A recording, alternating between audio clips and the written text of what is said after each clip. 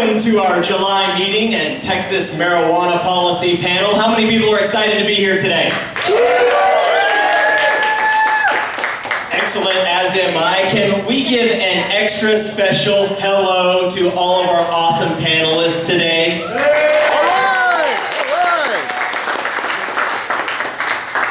As you know, we meet on the last Saturday of every month to discuss marijuana policy reform in the state of Texas, what we can do to change the laws in our communities, in our state. And today we have a very, very special little something planned for us. This Texas marijuana policy panel is designed to help us figure out what the heck happened this last session. How many people are curious about what the heck happened? Make some noise. Excellent. We've formulated some very good questions, I think, for our panelists here, which we will introduce here in just a moment.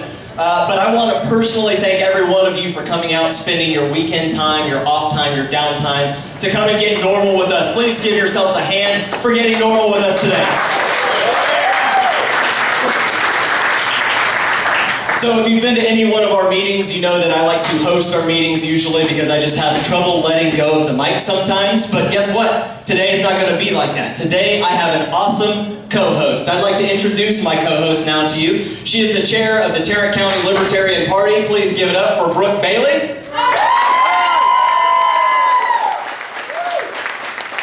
And she is going to introduce our panelists and also be asking our questions. So everybody, please, let's keep the background noise to a minimum. We're going to have the panel last about an hour exactly. If we do this right, there will be time to say hello to the representative and our awesome panelists at the end. So let's all be very respectful, let's be very strategic, and let's do this, Texas. Are you with me? Excellent. Here's Brooke. Thank you, Sean. Hi guys, how are you doing today? All right! I'd like to welcome you all to the panel today. I'm very, very excited and honored to be up here with all of these women. So I'd like to introduce all of these ladies to you. On this end, we have Jack Sneakle. She is Deputy Director for the Austin chapter of NORML. All right! Jax has also served as the Volunteer Coordinator and Political and Legislative Director of Texas NORML. She's been involved in cannabis law reform since 2005. She's also served as the Travis County Libertarian Party Executive Committee and has run as a candidate in 2012 and 2010, right, Jax? So, nice. And I was a campaign manager at one point, so I had to deal with the FEC. So, as another strong fellow libertarian today.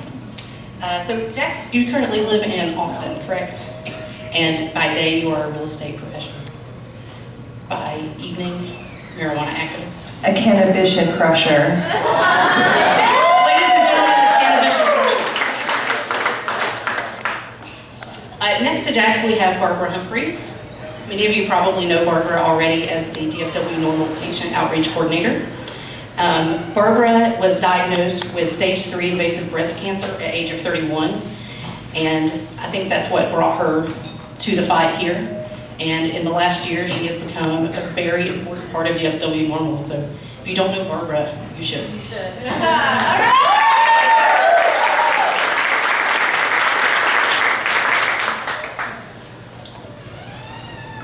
Our very special guest today, we're very honored to present to you Marissa Marquez, who is a representative from El Paso area. Her bio is insane, guys. This woman has done everything. She has a degree in business administration and finance and economics from Notre Dame. She is very committed to the El Paso community and has fought very hard for government transparency and passed several state statutes with statewide impact in that area. She also, in 2009, passed legislation that created the first county ethics commission in the state of Texas and has worked very hard in that area as well.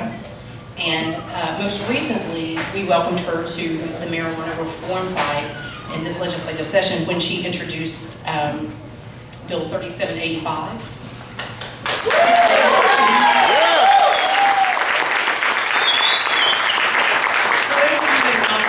All the ins and outs of the bills and the bill numbers. We'll be asking the panelists some questions about that so that we can get you guys educated. So we'll get to that with the panel questions.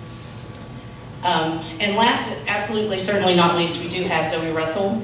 She is from the Republicans Against Marijuana Prohibition, RAMP. All right.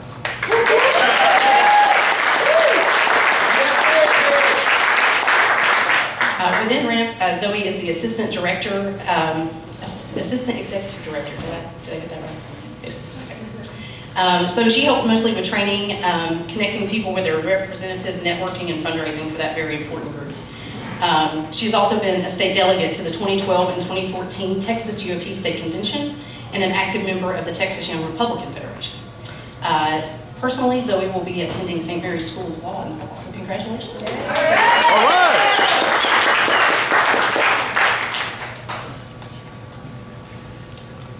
right. Loretta.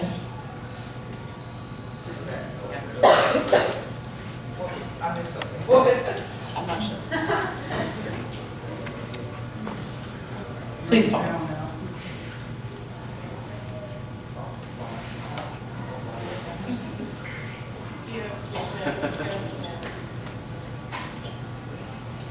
Loretta, are you ready to say a few words? She was supposed to be up here already. Apologies. Busted!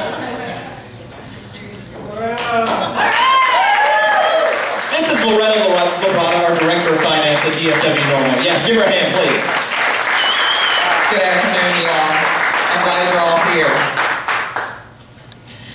You may recognize these women, and if not, you were just introduced to them, and you're going to get a chance today to hear from these women about what went good in the 2015 session of the legislature, what we could have done a lot better, and how we can better prepare ourselves for January 10th, 2017, the beginning of the 85th Texas legislature. These women have each played a major role in bringing marijuana to the forefront of Texas politics. People are talking about marijuana, and that's progress. Each of these individuals has also made numerous trips down to the Texas State Capitol, walking the walk and talking the talk, talking to whoever would listen to them and to a few people who decided they really didn't want to. I think we had a couple of doors slammed in our faces. And unless you just walked in, of course, you've noticed another distinguishing characteristic of our panel today, and that's that they are all women. Strong, powerful women. I want to take you back in history a little bit to the time of alcohol prohibition in the 1920s and 1930s. In 1919, the 18th Amendment was ratified to the Constitution, making national prohibition the law of the land. Women were actually a big part of making that happen. The women's temperance movement was instrumental in convincing people that this was for the best of families, for the best of children, for the best of our society, that we ban this substance. Well, they did this in 1919 without even having the right to vote. Women are powerful. In 1920, they won their hard-fought battle for the right to vote in this country, and women were now equal with men at the voting polls. Prohibitionists believed that prohibition would lead to a decrease in drunkenness, a decrease in crime, a decrease in mental illness, and a decrease in poverty. But they were wrong. And women, about this time, finding their voices, had already figured out that they were wrong, that it wasn't the law that's the problem. I mean, it wasn't alcohol that was the problem per se, but it was the laws against alcohol. In 1929, an activist by the name of Pauline Sabin formed WONPR, which was the Women's Organization for National Prohibition Reform. Well, 4 years later, from handing out pamphlets and talking to people and doing whatever they could, going door to door, their numbers had grown to 1.5 million people. Sorry, got dollars on my head. 1.5 million strong. All right. And their platform was, that prohibition was causing the decline in temperate alcohol consumption. In other words, responsible use had gone out the window. Organized crime was rampant because when you have bootlegging and an underground economy, you have organized crime and the violence that goes with it. And then last but not least, they took a libertarian stance. And they said, what the hell is the government doing in our lives anyway? Sound familiar? So women were instrumental in both enacting prohibition, and then when they found their voices and started speaking up, they were pivotal in reversing prohibition. Fast forward 82 years to the current day. In 1970, prohibition of marijuana became law. 45 years we've been in this battle compared to 13 for alcohol prohibition. And if you go back to when the first state started banning alcohol, we're all the way back to 1906. So we've had a long road to hoe. And the arguments against or for the repeal of marijuana prohibition are the same as the ones that they used against alcohol prohibition. You want to stop my husband on the way home from work because he failed to signal before he turned, and you want to use that stop as justification to search his car and to find a joint in the glove box. It was probably mine, but that's not all right. You want to pick up my kids and their friends, and you want to take them down to the station for questioning because they were sitting on a park bench, a public park bench, and they forgot what time it was, and they were out after curfew. And after all, kids that are out after curfew are up to no good, right? Oh, yeah. Yeah, no, that's definitely not okay. Because if you want to piss off a woman, you mess with somebody she loves. And if you want to experience a wrath like no other, you mess with a woman's kids. Okay, most of these women I was kind of going to introduce, but I will just briefly go over. We have Jax Finkel. She is a wife, a mother, a business professional, and an activist. When Jax takes the mic, you can hear the power of her conviction and the passion behind her words. She inspires me. Barbara Humphreys, our own patient outreach coordinator and breast cancer survivor. The first time I remember actually knowing who Barbara was, she came to a meeting much like this one in a bar in Fort Worth, just like this one, and she walked up to the mic and she was wearing either a bandana or a beanie. I think it was a beanie that time. Barbara was sweating profusely from the chemotherapy drugs that were coursing through her system. But she got up there and she took the mic, and in front of a group of virtual strangers, she told her story. And she told it again at the Cowtown Cannabis Rally, and again, all unknowingly in preparation for her star testimony for HB 3785. Barbara helps people find their voices. So like they said, like Brooke said, if you don't know Barbara, you need to get with her. She inspires me.